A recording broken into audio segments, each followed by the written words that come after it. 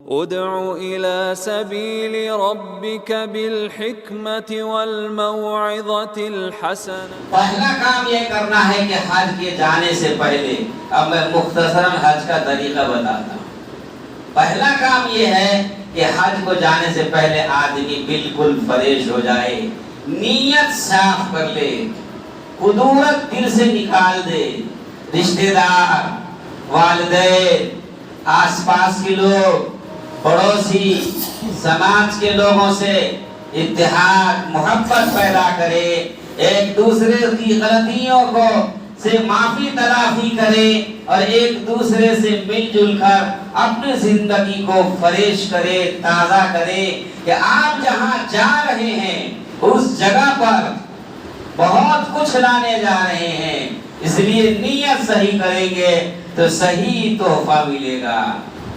اچھی طرح نیت درست کرنے کے بعد آدمی کو حج کی تیاری کرنی چاہیے۔ حج کی تیاری کے لیے سب سے پہلا احرام ہوتا ہے۔ آدمی احرام کو خریدے اور حج کی تمام ضروریات جو مارکیٹ میں ملتی ہیں اسے حاصل کرے اور اس کے بعد احرام باندھے۔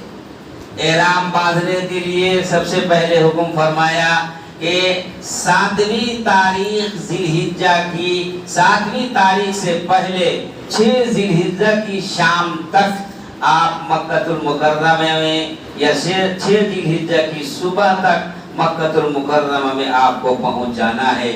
اس حساب سے تاریخ طے کر کے سفر شروع کرنا چاہیے، اور سفر شروع کرنے سے پہلے جس دن آپ کا یہاں سے آپ کی روانگی ہے یہاں سے آپ پہلے غسل کریں گے اور صاف ستھرا ہو کر اپنے تمام پریشانی الجھن کو دور کر کے دوگانہ شکرانے کی نماز ادا کریں گے، اور نماز ادا کرنے کے بعد پھر آپ سفر کریں گے۔ آج کل احرام باندھنے کے ہندوستان والوں کے لیے احرام ملک یمن میں ایک جگہ یلملم ہے، وہاں سے احرام باندھا جاتا۔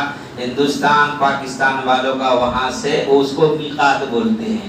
چاروں طرف سے جانے والوں کے لیے الگ الگ میقات ہے۔ ہندوستان سے جانے والوں کے لیے جو میقات ہے وہ یلملم ہے۔ یلملم کی سرزمین سے اب آگے بغیر احرام کے نہیں جا سکتے ہیں۔ یلملم میں پہنچ کر آپ احرام باندھیے، یا یلملم سے پہلے گھر سے احرام باندھ کر جائیے، یا ایئرپورٹ میں احرام باندھ لیجیے۔ آج کل حج بھون میں احرام باندھ دیا جاتا ہے۔ احرام باندھنے کے بعد سفر کی تیاری کرنا ہے۔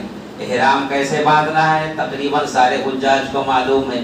2 سفید کپڑے ہوتے ہیں جو کفن کی مثال ہوتی ہے، کفن میں بھی یہی ملے گا، اس کی مثال ہوتی ہے 2 سفید کپڑے ہوں گے، ایک تہبند ہوگا جسے پہن لیا جائے گا۔ احرام سے پہلے خوشبو لگانا چاہتے ہیں تو خوشبو لگا سکتے ہیں، مگر زیادہ ایسا تیز نہیں کہ احرام کا کپڑا جب بدن میں لگے تو وہ خوشبو کا اثر اور داغ احرام کے کپڑے پر آ جائے، اس طرح سے خوشبو نہیں لگانا ہے۔ معمولی خوشبو احرام کے کپڑے پہننے سے پہلے آپ لگا سکتے ہیں، زیادہ نہیں تاکہ داغ نہ لگ سکے۔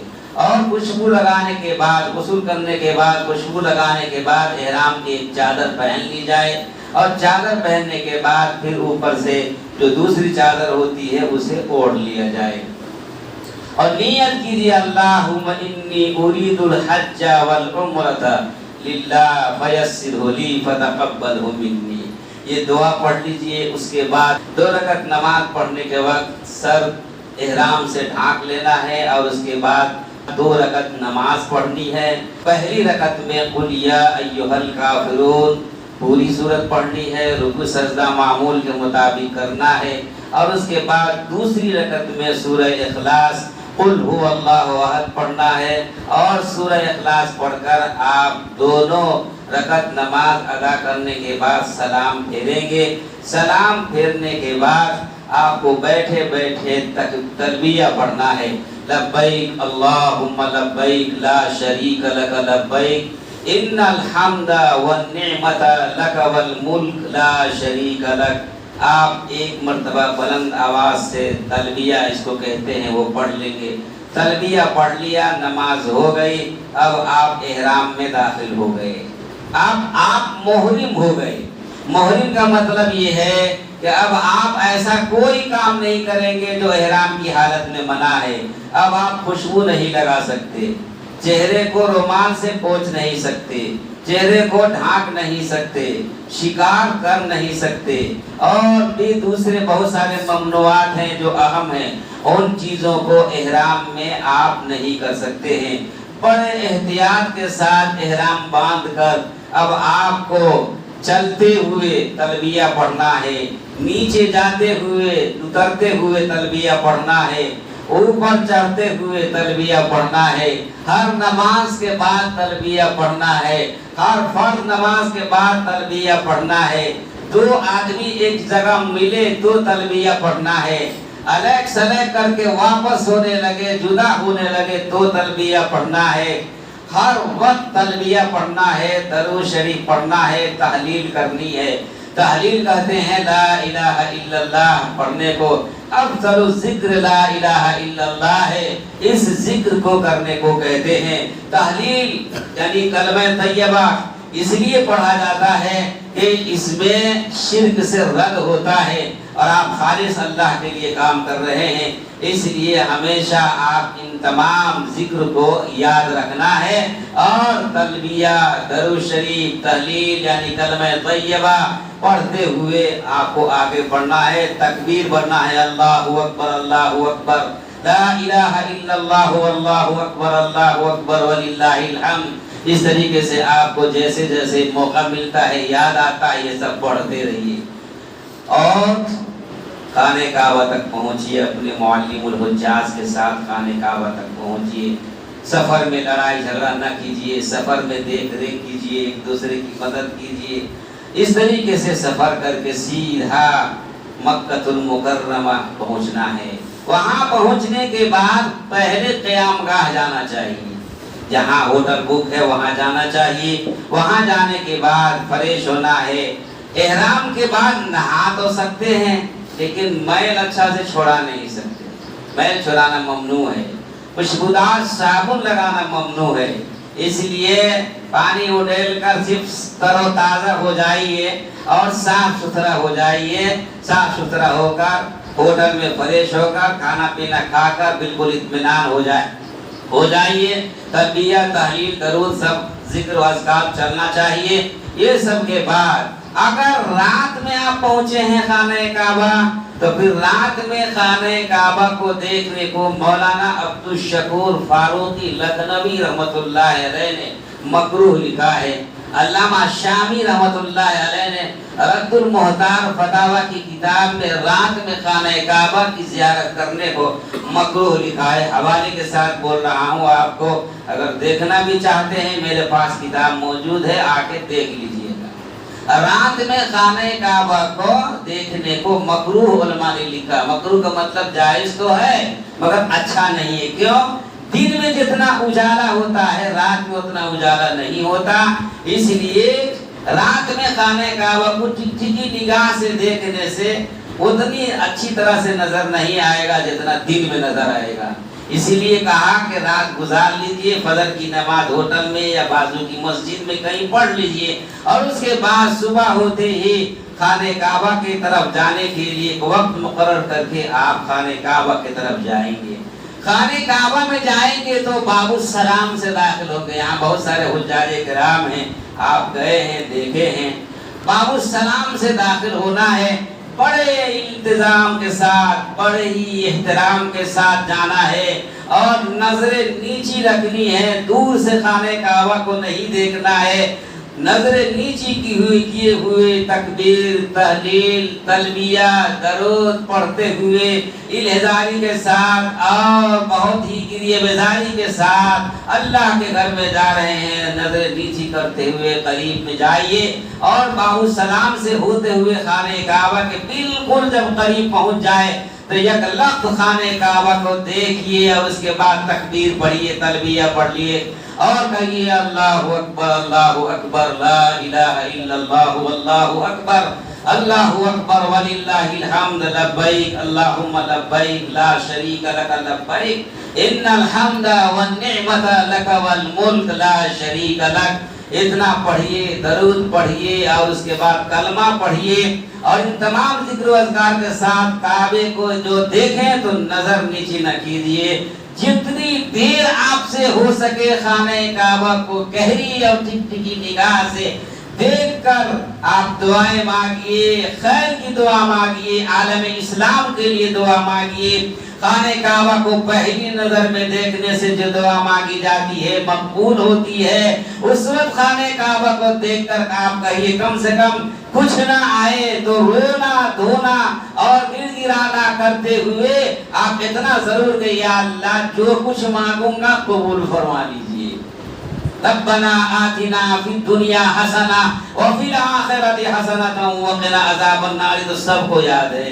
یہ دعا پڑھ کر تکبیر تحلیل درود شریف پڑھ کر یہ دعا پڑھ کر اتنا تو ضرور کہیے کہ یا اللہ ہم اس دربار میں آئے ہیں، تیرے پاس میں آئے ہیں، اے رب کائنات جو مانگوں گا تو قبول فرما لے۔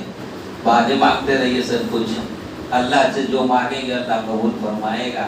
اس کے بعد بڑے احترام کے ساتھ باب السلام سے رائٹ سائیڈ میں دائیں طرف سے جو راستہ گیا ہوا ہے اس طرف سے آپ جائیے، اور گرین پٹی آتی ہے خانہ کعبہ میں، حجر اسود جہاں چسپاں ہے وہاں پر آپ کو جانا ہے، نشان گرین پٹی کی لگی ہوئی ہے، آپ وہاں پر جائیں گے اور اپنے سینہ کو اپنے چہرے کو پوری طرح خانہ کعبہ کے حجر اسود کی طرف متوجہ کر دیں گے۔ آپ اصلی قبلہ کی طرف اوریجنل قبلہ کے پاس میں ہے میرے دوستو بزرگوں، اس لیے وہاں پر آپ پوری طرح متوجہ ہو جائیے قبلہ کی طرف اور حجر اسود کی طرف، اور اس کا استلام کیجئے۔ ہاتھ سے کر سکتے ہیں، ہاتھ سے کیجئے یا بوسہ دے سکتے ہیں، قریب میں جانے کی قوت ہے، موقع ہے تو آپ قریب میں جائیے اور بوسہ دیجئے، اور اس کے بعد ان کا استلام بوسہ لے کر کے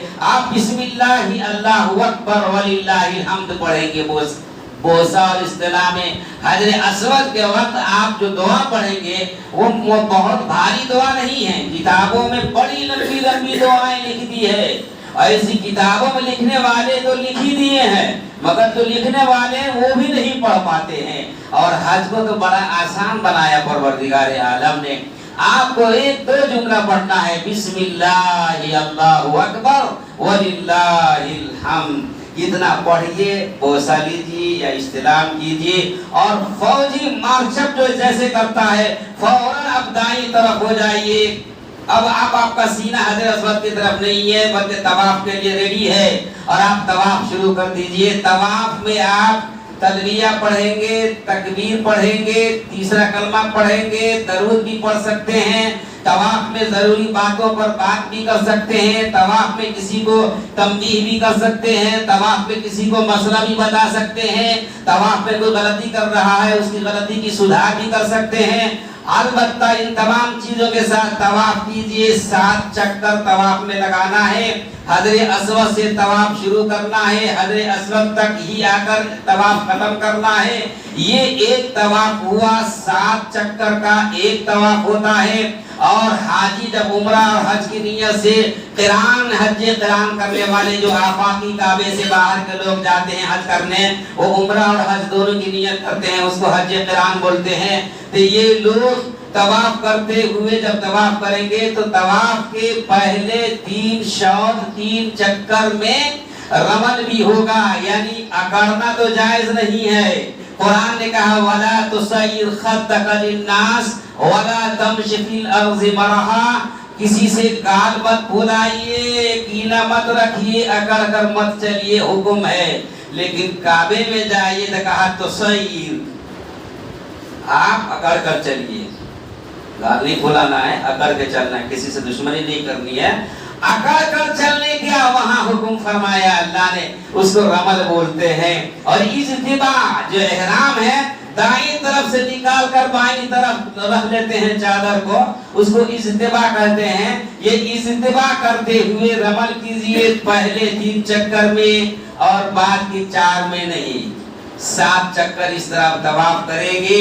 طواف جیسے ہی مکمل ہوگا، طواف کے اندر ایک بات کا اور خیال رکھنا چاہیے کہ خانہ کعبہ کا طواف کرتے ہوئے خانہ کعبہ کو دیکھنا نہیں ہے۔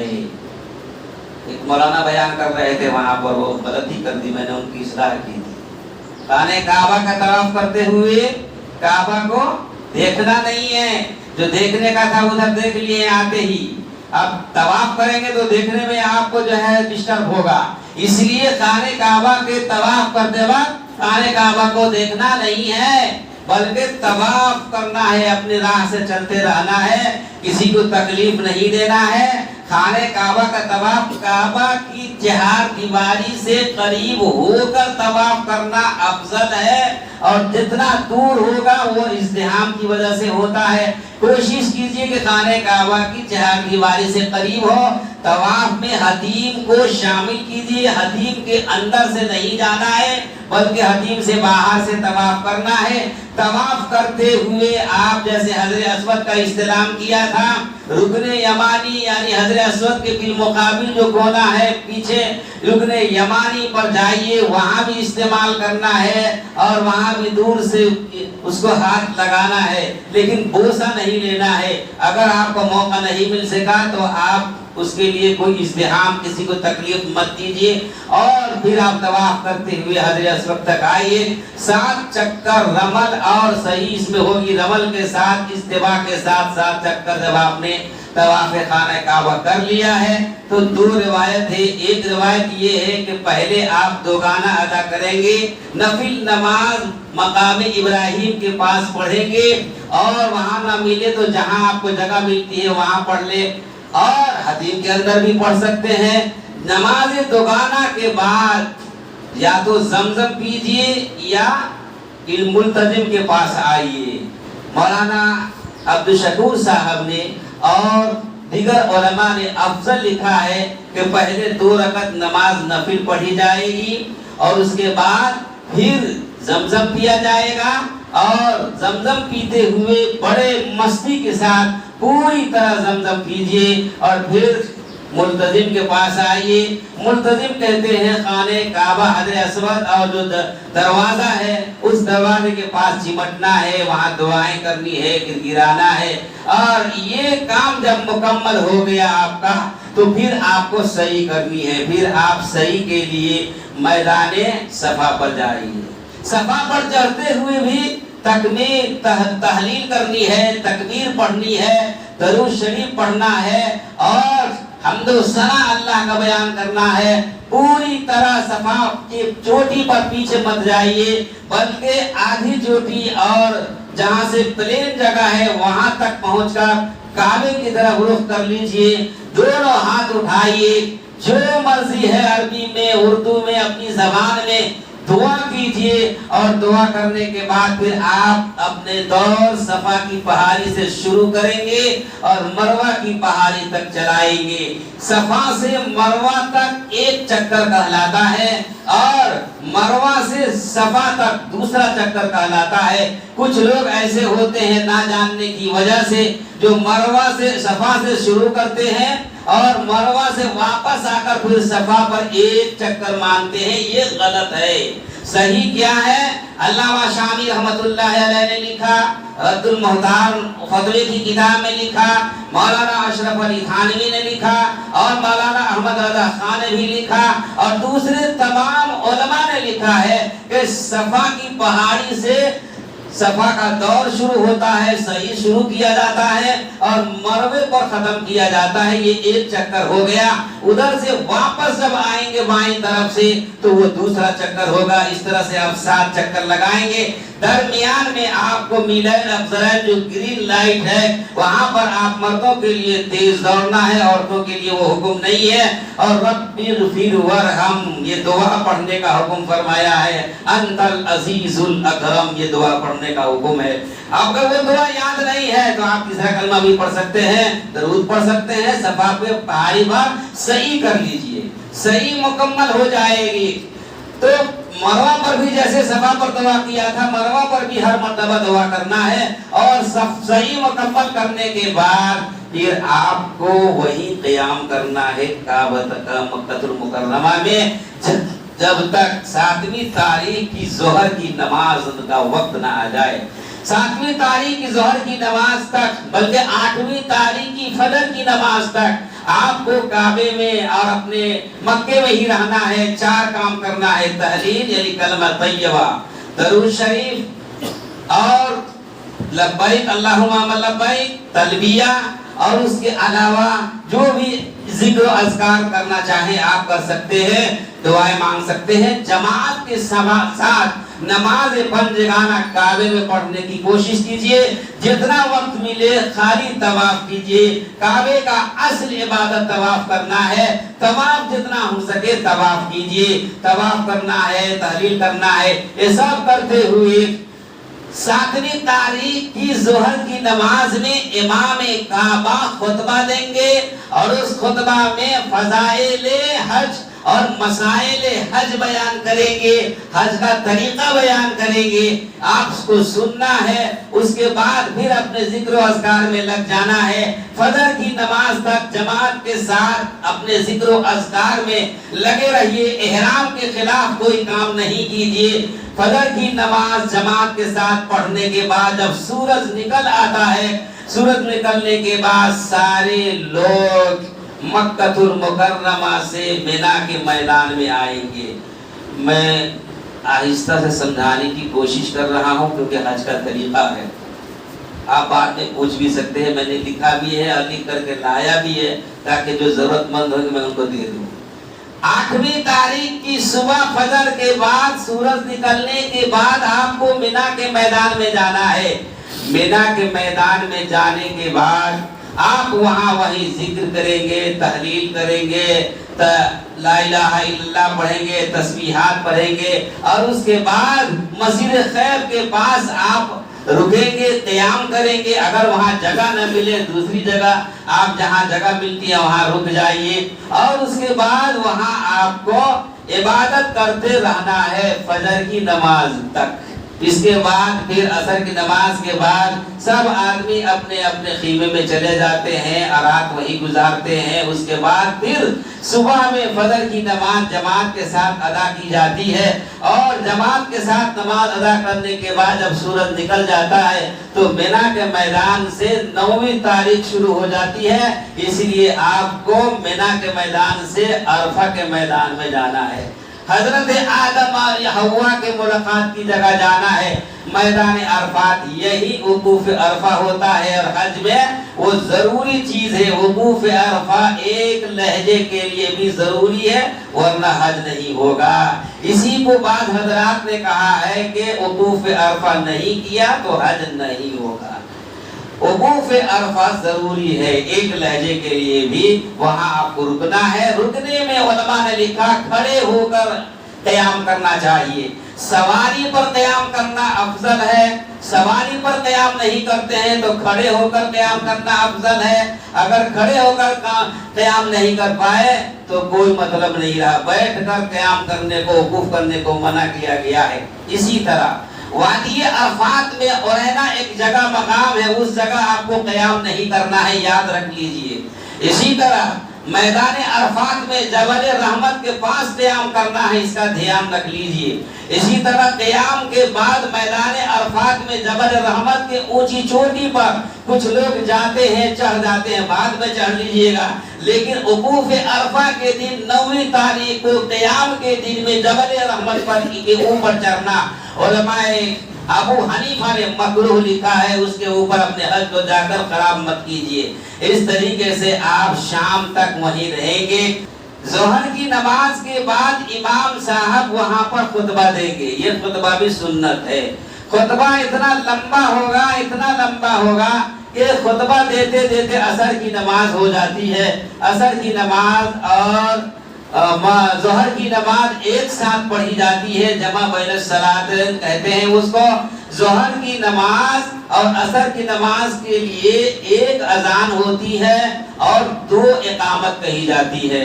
2 اقامت ظہر اور عصر میں فرق کرنے کے لیے دیا جاتا ہے، اور شام تک وہیں رہ کر کے جب بین الصلاتین ہو جائے گا، مغرب کی نماز کا وقت جب ہوگا، وہاں مغرب کی نماز ادا نہیں کی جائے گی۔ مغرب کی نماز ختم ہو جائے گی، سورج ڈوب جائے گا، جب آپ کو وہاں سے امام کے ہمراہ آنا ہے۔ میدان عرفات سے اب نکلنا ہے اور نکلتے ہوئے پھر آپ کو مزدلفہ میں جانا ہے. مزدلفہ میں رات گزارنی ہے. مزدلفہ میں جمع بین عشاء اور مغرب کرنا ہے. مغرب اور عشاء کو عشاء کے وقت میں پڑھنی ہے. اس کو جمع بین الصلاتین مغرب والعشاء کہتے ہیں. وہاں مغرب عشاء پڑھنے کے بعد ایک ساتھ میں ایک اذان ہوگی, ایک ہی اقامت ہوگی. یہاں جو آپ نے بین الجمع صلاتین کیا تھا عصر اور ظہر میں, وہاں ایک اذان دی تھی اور 2 اقامت کہے تھے. لیکن مزدلفہ میں مغرب اور عشاء جو عشاء کے اندر پڑھیں گے وقت میں, وہاں پر ایک ہی اذان ہوگی اور ایک ہی اقامت ہوگی. اور اس کے بعد رات مزدلفہ میں گزاریں گے. تکبیر, تحلیل, عبادات, گڑگڑانا, دعائیں آپ وہاں کریں گے. عرفات میں بھی دعا کریں گے, عالم اسلام کے لیے دعا کریں گے. رات مزدلفہ میں گزاریے. صبح فجر کی نماز غلس میں یعنی اندھیرے میں نماز پڑھیں گے. نماز پڑھنے کے بعد فوراً جب اجالا ہو جائے تو یہاں سورج نکلنے سے پہلے آپ کو میدان مینا میں واپس آ جانا ہے. اور میدان مینا میں آنے کے بعد 4 کام کرنا ہے. پہلا کام یہ کرنا ہے کہ آپ رمی جمار کریں گے. جب پتھر ماریں گے کنکری سے شیطان کو تو آپ تلبیہ یعنی لبیک اللہم لبیک پڑھنا بند کر دیں گے. امام ابو حنیفہ رحمت اللہ علیہ کے نزدیک پہلا کام رمی جمار, پتھر مارنا ہے شیطان کو.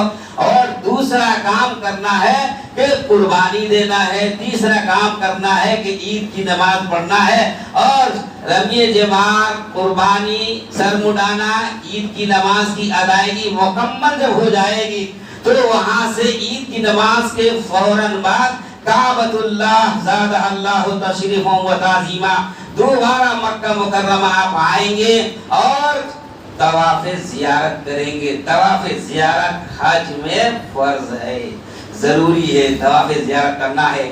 اس طواف میں آپ کو سعی نہیں کرنی ہے, اجتماع اور رمل نہیں کرنا ہے. طواف زیارت پورا کر لیجئے, زمزم پی لیجئے اور ملتزم پر آ کے دعا مانگ لیجئے, دعا پڑھ لیجئے اور پھر آپ کو مینا واپس چلا جانا ہے.